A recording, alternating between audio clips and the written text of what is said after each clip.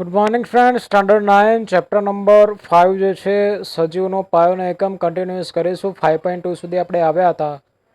કોષ શાનો બનેલો છે? કોષનું બંધારણીય આયોજન શું છે એ આપણે આજે જોઈશું. આપણે અગાઉ જોયું કે કોષ વિશિષ્ટ ઘટકો ધરાવે છે જેને અંગિકાઓ કહે છે. કોષનું આયોજન કેવી રીતે થાય છે? જો આપણે કોષનો સૂક્ષ્મદર્શક યંત્ર હેઠળ અભ્યાસ કરીએ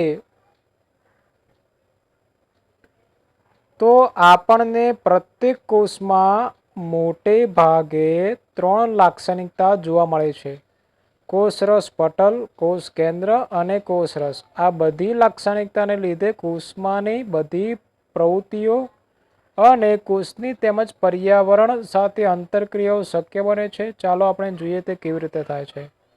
તો પહેલું છે કોષરસ પટલ અથવા કોષીય પટલ.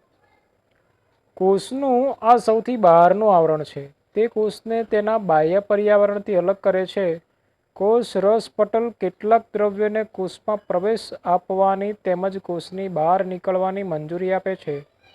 તે કેટલાક અન્ય દ્રવ્યોની ગતિશીલતાને પણ અવરોધે છે. આથી જ કોષરસ પટલને પસંદગીમાન પ્રવેશશીલ પટલ કહે છે. કોષમાં દ્રવ્યોની ગતિશીલતા કેવી રીતે હોય છે? કેવી રીતે દ્રવ્યો કોષમાંથી બહાર જાય છે? કેટલાક દ્રવ્યો જેવા કે કાર્બન ડાયોક્સાઇડ કે ઓક્સિજન કોષરસ પટલમાંથી બહાર જાય છે, જે ક્રિયાને પ્રસરણ કહે છે. પ્રસરણ એટલે શું? તો કાર્બન ડાયોક્સાઇડ કે ઓક્સિજન કોષરસ પટલમાંથી બહાર જાય અને આપણે શું કહીશું? પ્રસરણ.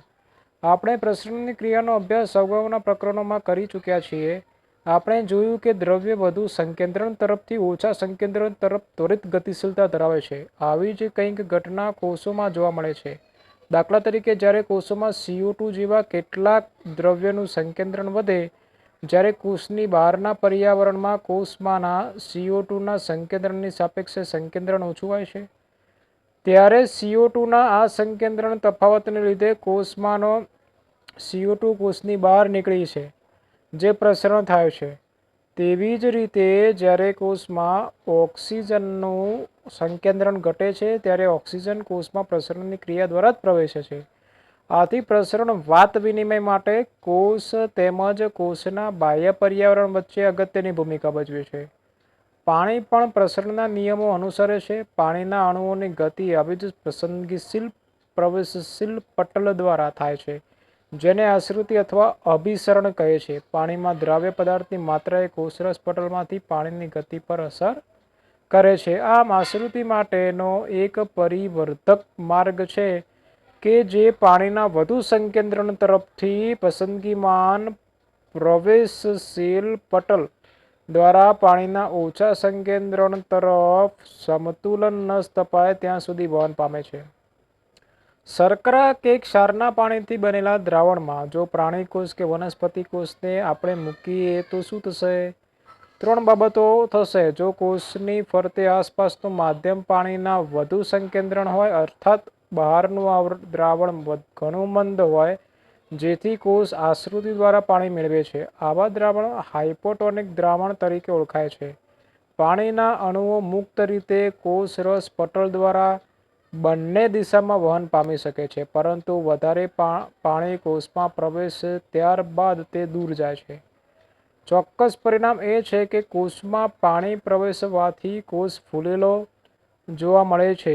જો કોષ તેમજ કોષના બહારના માધ્યમમાં પાણીનું સંકેન્દ્રણ સમાન હોય તો તેમાં પાણીનું કોષરસ પટલ દ્વારા ચોક્કસ વહન થતું નથી. આવા દ્રાવણ સમસાંદ્ર દ્રાવણ તરીકે ઓળખાય છે. પાણી કોષરસ પટલમાંથી બંને દિશાઓમાં વહન પામે છે, પરંતુ અંદર દાખલ થતી પાણીની માત્રા અને કોષમાંથી બહાર નીકળતી પાણીની માત્રા સમાન હોય છે. તેથી તે પાણીના વહન ભરાતો નથી. કોષ સમાન કદ ધરાવતો સ્થાયી રહેશે. જો કોષના માધ્યમ કરતાં પાણીનું સંકેન્દ્રણ બહારની તરફ કે માધ્યમમાં ઓછું હોય તો તેનો અર્થ એ થાય કે બહાર સંકેન્દ્રિત માધ્યમ ધરાવતું દ્રાવણ છે, જેથી કોષ આશ્રિતિ દ્વારા પાણી ગુમાવે છે. આવા દ્રાવણને અધિસાંદ્ર દ્રાવણ તરીકે ઓળખવામાં આવે છે. ફરીથી પાણી કોષરસ પટલમાંથી બંને દિશાઓમાં વહન પામે છે, પરંતુ આ વખતે પ્રવેશતા પાણી કરતાં બહાર નીકળતા પાણીનું પ્રમાણ વધારે હોય છે, તેથી કોષ ચીમળાઈ જશે. આમ આશ્રુતિ એ પસંદગીશીલ પ્રવેશશીલ પટલ દ્વારા પ્રસરણની ક્રિયાનો વિશિષ્ટ કિસ્સો છે. હવે ચાલો નીચેની પ્રવૃત્તિ માટેનો પ્રયત્ન કરીએ. એક પ્રવૃત્તિ આપેલી છે, ઈંડા સાથે આશ્રુતિ. ઈંડાના કવચને મંદ HClમાં દ્રાવ્ય કરીને દૂર કરો. કવચ મોટેભાગે કેલ્શિયમ કાર્બોનેટનું બનેલું છે. પાતળું ત્વચીય બાહ્ય આવરણ ઈંડા કે અંડકોષને આવરે છે.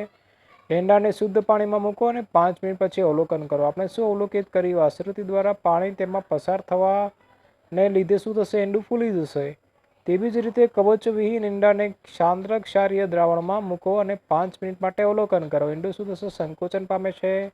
ઈંડામાંથી બહાર દ્રાવણમાં આવે છે, કારણ કે ક્ષારનું દ્રાવણ વધુ સંકેન્દ્રિત છે. આપણે આવી પ્રવૃત્તિનો પ્રયત્ન સૂકી દ્રાક્ષ કે જરદાળુ માટે પણ કરીએ છીએ. પ્રવૃત્તિ આપેલી છે બીજી, સૂકી દ્રાક્ષ કે જરદાળુને માત્ર પાણીમાં મૂકો, થોડી વાર રહેવા દો, ત્યારબાદ તેમાં શર્કરા કે ક્ષારનું સાંદ્ર દ્રાવણ ઉમેરો.